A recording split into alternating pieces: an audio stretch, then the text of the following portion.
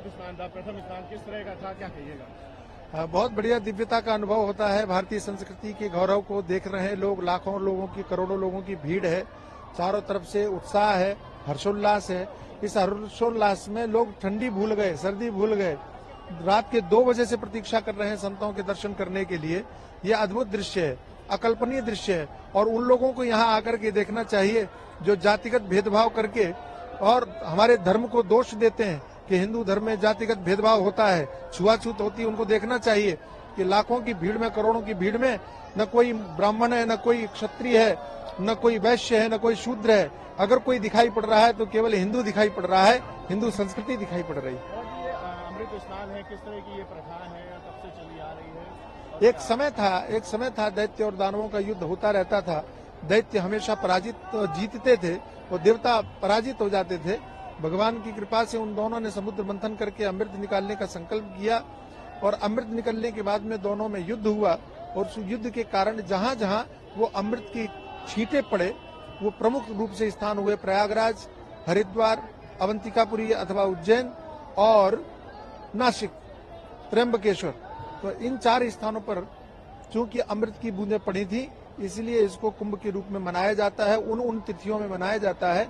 और इसीलिए इस बार अखाड़ा परिषद और सरकार दोनों ने ही पुरानी परंपरा को बदलते हुए जो भूलवश शाही स्नान के रूप में मानी गई थी, उसको अब चूंकि इसका संबंध अमृत से है, इसलिए इसका नाम अमृत स्नान दिया गया। व्यवस्थाओं को लेकर व्यवस्थाओं में इस बार थोड़ा सा, चाहे ये कहें कि सरकार या प्रशासन ये कल्पना नहीं कर सका कि इतनी भीड़ पहले स्नान में हो जाएगी, और बहुत ज्यादा प्रचार कुंभ का था।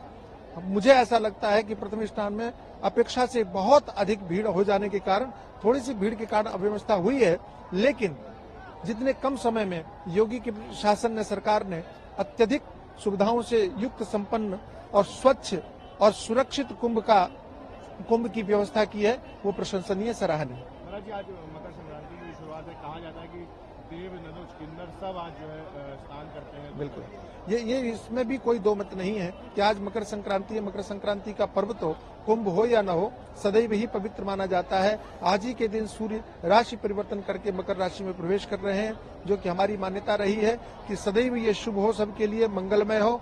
और आज के दिन यहाँ पर स्नान करना निश्चित ही पुण्य का सबसे बड़ा सौभाग्य का प्रदाता है, और हम लोगों का सौभाग्य है कि हम आज इतनी भीड़ के साथ, इतने सारे संतों के साथ में स्नान कर रहे हैं। नागा साधु सबसे आगे रहते हैं और 2 भाले लेके चलते हैं जी। क्या उनका नाम क्या होता है और क्यों ऐसा होता है कि वो आगे सबसे आगे? जो भाले हैं वो हमारे यहाँ आचार्य शंकर की परंपरा में 2 पद्धतियां हैं।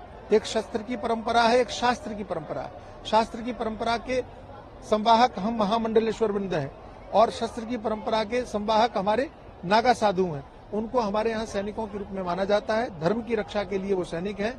चूंकि जब भारत स्वतंत्र हुआ, स्वतंत्र देश के बाद में कुछ सरकारी मान्यताओं के कारण उनका महत्व कम हो गया, लेकिन धार्मिक मान्यताओं के अभी भी प्रचलन में है। और कुंभ के समय पर सबसे पहले आगे हम उन्हीं भालों को लेकर के चलते हैं, ताकि उन परंपराओं को स्मरण किया जा सके, याद किया जा सके कि कैसे ये हमारी सशस्त्र सेना अपने भालों को लेकर के आगे चलती थी और विधर्मियों को धर्म से, हमारे धर्म की रक्षा करने के लिए कटिबद्ध रहती थी। उसी परंपरा का संवहन करते हुए हम लोग उन भालों का सम्मान करते हैं। आगे आगे भाले जाते हैं, नागा साधु जाते हैं। उसके बाद में हमारे जो कपिल भगवान, हमारे श्री पंचायती अखाड़ा महानिर्वाणी के आदि गुरु हैं, उनकी पालकी जाती है।